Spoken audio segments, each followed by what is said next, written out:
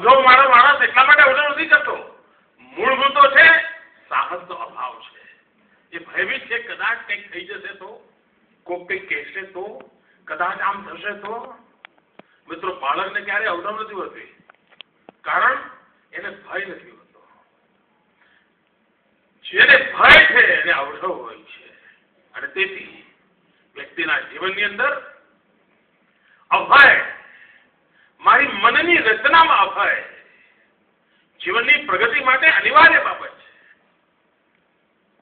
જ્યાં સુધી અભયની મનસ્થિતિ ન હોય મિત્રો, ગમે તેવા વાતાવરણની અંદર પણ ભય મને સ્પર્શતો ન હોય, મને અંધકાર જેવી કોઈ ભાસતી ન હોય, મને પ્રત્યેક પળે પ્રકાશ દેખાતો હોય, એક મિત્રો જિંદગીની રાહ નક્કી કરી શકતો હોય છે. અને મિત્રો, પ્રકાશ જોવા માટે સૂરજ ઉગવાની રાહ નથી જોવી પડતી. મિત્રો, સામર્થ્યવાન લોકો તારાના પ્રકાશમાં પણ રસ્તો શોધી શકતા. સૂરજના પ્રકાશની રાહ જોવા માટે જિંદગી નથી હોતી મિત્રો. એના અંધકારની અંદર પણ તારાના પ્રકાશમાં રોશનીનો રાહ. અને મિત્રો, ઘેર અંધકાર હોય, વાદળ છાયું હોય તો મારો આદિવાસી ભાઈ આગિયાના પ્રકાશની અંદર જિંદગીની રાહ બનાવતો જોયો છે.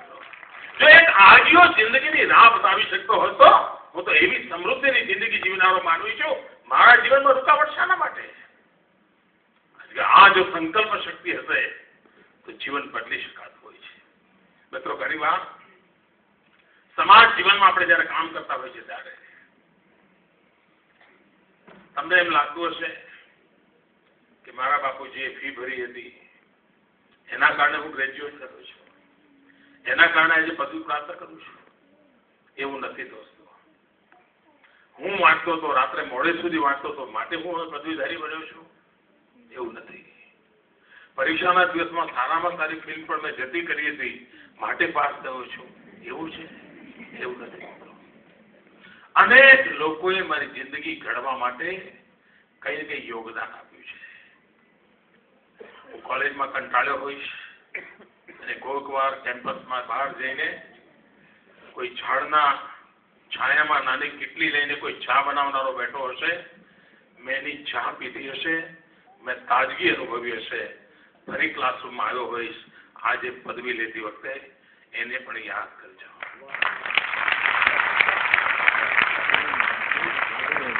એને પણ યાદ કરજો કે જેણે કોઈક વાર સામાન્ય ગરીબીમાં જીવનારા માનવીએ તમારી પસંદગીની ચા બનાવીને તમને તાજગી આપી હતી. મિત્રો, કોઈ વાર પરીક્ષામાં દોડવા જતા હશો, બસ ચૂકી ગયા હશો, મોડા પડ્યા હશો અને તમે ડ્રાઈવરને વિનંતી કરી હતી, સહેજ જરા દબાવજે ને ભાઈ, ઝડપી ચલાવજે ને, મારે પરીક્ષામાં પહોંચવાનું છે. અને ડ્રાઈવરે રિસ્ક લઈને કદાચ તમને પહોંચાડ્યા હશે. મિત્રો, આજે એને પણ યાદ કરજો. મિત્રો, તમે જે ખુરશી પર બેસીને, જે બેન્ચ પર બેસીને ભણતા હતો, એ બેન્ચ સાફ કરવા માટે કોઈ પટાવાળાએ પોતાની આખી જિંદગી ખપાવી દીધી હશે. એ પટાવાળાને યાદ કરજો. મિત્રો, કેટલા લોકોનું યોગદાન હોય છે, કેટલા લોકોના પ્રયત્નોને પરિણામે હું જિંદગીમાં કંઈક પ્રાપ્ત કરી શકતો હોઉં છું. એનો અર્થ એ તો સમગ્ર સમાજનું મારા પર ઋણ હોય છે. આ સમાજનું ઋણ ચૂકવવા માટેની વેળા હું પદવી પ્રાપ્ત કરું પછી શરૂ થાય છે. હું જીવનના પ્રત્યેક પળ હું આ સમાજનું ઋણ ચૂકવતો રહીશ. સમાજનો મારા પર જે ઋણ છે મારા જીવનભર, એને ક્યારેય હું ભૂલીશ નહીં. એ કર્તવ્યના પાલનને હું નિભાવીશ. આ મારો જીવનનો ભાવ હશે તો આપણે જીવનમાં એક સંતોષની અનુભૂતિ કરી શકીશું. મિત્રો, આપ આ પદવીદાન સમારંભમાંથી વિદાય કરી રહ્યા છો ત્યારે અગર જો આપ વિદ્યાર્થી મટી ગયા તો આપ સમજી લેજો કે આપ જીવન તરફ નહીં, મૃત્યુ તરફ પ્રયાણ કરી રહ્યા છો. હું બહુ જવાબદારીપૂર્વક મિત્રો વાત કરું છું. અગર જો અહીંથી નીકળતાની સાથે તમે એમ માની લીધું કે તમારો વિદ્યાર્થી કાળ પૂરો થઈ ગયો, એનો અર્થ એ થઈ ગયો કે તમારો જીવનકાળ પૂરો થઈ ગયો, તમારો મૃત્યુકાળ પ્રારંભ થઈ ગયો છે. મિત્રો, વિદ્યાર્થી જીવન પર્યંત અંદર જીવતો હોવો જોઈએ. જીવનના અંત સુધી વિદ્યાર્થી જીવતો હોવો જોઈએ. આપણી ભીતર જો વિદ્યાર્થી ન જીવતો હોય તો જીવનની વિકાસ યાત્રા અસંભવ છે. મિત્રો, જીવનમાં ઠહેરાવ આવી જાય છે અને કોઈ યુવાન એવો ન હોઈ શકે કે જેના જીવનમાં ઠહેરાવ હોય.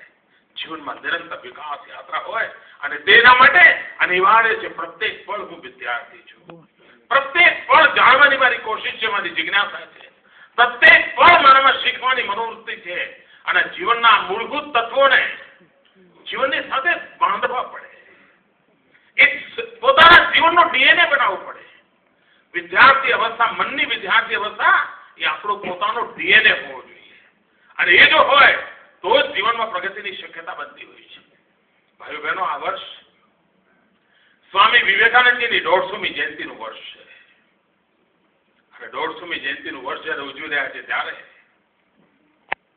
ગુજરાતે, રાજ્ય સરકારે પોતે યુવા શક્તિ વર્ષ તરીકે મનાવવાનું નક્કી કર્યું છે અને એમાં પણ યુવા શક્તિ એટલે માત્ર નિબંધ સ્પર્ધાઓ થાય કે વક્તૃત્વ સ્પર્ધાઓ થાય એટલે અટકતું નથી.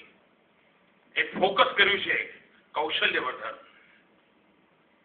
હુન્નર. મિત્રો, જીવનની અંદર જ્ઞાનની સાથે હુન્નરની એટલી જ આવશ્યકતા હોય છે અને જો હુન્નર ન હશે તો જ્ઞાન ઘણીવાર એક ખાબોચિયામાં વાસ કરતું થઈ જતું હોય છે. મને એક ઘટના મેં ઘણીવાર એનો ઉલ્લેખ કર્યો છે, આજે ફરી કરવા માંગુ છું. એકવાર દાદા ધર્માધિકારી વિનોબાજીની સાથે એમના સાથીદાર હતા, ગાંધી વિચારના ચિંતક હતા. એમના ઘણા પુસ્તકો જો વાંચવા જેવા છે. દાદા ધર્માધિકારી એક જગ્યાએ લખ્યું છે કે એકવાર એક યુવાન મને મળવા આવ્યો અને મને કહેતો હતો, દાદા કંઈક નોકરીનું કરી આપો ને. તો દાદા એને પૂછ્યું, ભાઈ તને શું આવડે છે? તો પેલા યુવકે જવાબ આપ્યો, હું ગ્રેજ્યુએટ છું. એમણે કહ્યું, એ તો બરાબર છે, પણ તને શું આવડે છે? એટલે એને ફરી કહ્યું, ના હું ગ્રેજ્યુએટ છું. પછી પોતાની બેગમાંથી સર્ટિફિકેટ બતાવ્યું. ને એમણે કહ્યું, એ તો બરાબર છે, તું ગ્રેજ્યુએટ છે, પણ તને આવડે છે શું? ફરી એને કહ્યું, સાહેબ હું ગ્રેજ્યુએટ છું.